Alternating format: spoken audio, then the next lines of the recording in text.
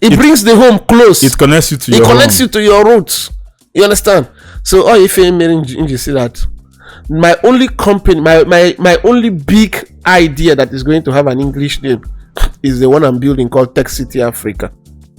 And the reason why I gave it that name is because of the direction of the idea I want to. I'm building something that is going to be the largest living estate for only tech people. So you must be doing podcasts as you're doing now, videographer, developer, software engineer to live in that city. So only for people who are into new generation skills.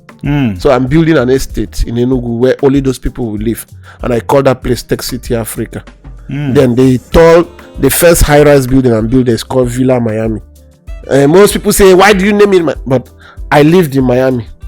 I still have a house in Miami. I love Miami.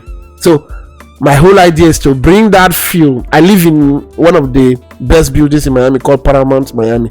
So I want to bring that feel down to Igbo. So I'm giving it that uniqueness. But the naming of the street and everything will be Igbo names inside the estate. What do you have to say about people that are saying that when they try for English, that people may be difficult to, it will be difficult for people to pronounce or associate with them? Ndara. I will tell you why they are actually Ndara. So when people see, do Nigerians buy Mitsubishi? Yes. Do Nigerians buy Nissan? Yes. Okay. Yamaha. Yamaha.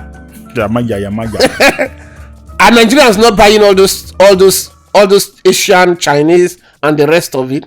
They are buying it. And Nigerians not buying Indomie. Indomie stands for Indonesian noodles or whatever. So Nigerians buy things with different other names. They pronounce it. Former governor of California was Anos Kwanzenga.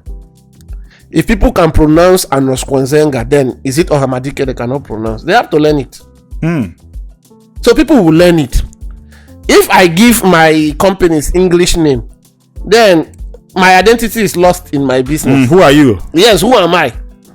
Chinese companies, they will give their companies Chinese names. Asian companies, India, they will give. So my businesses, I want it to reflect the identity of its root.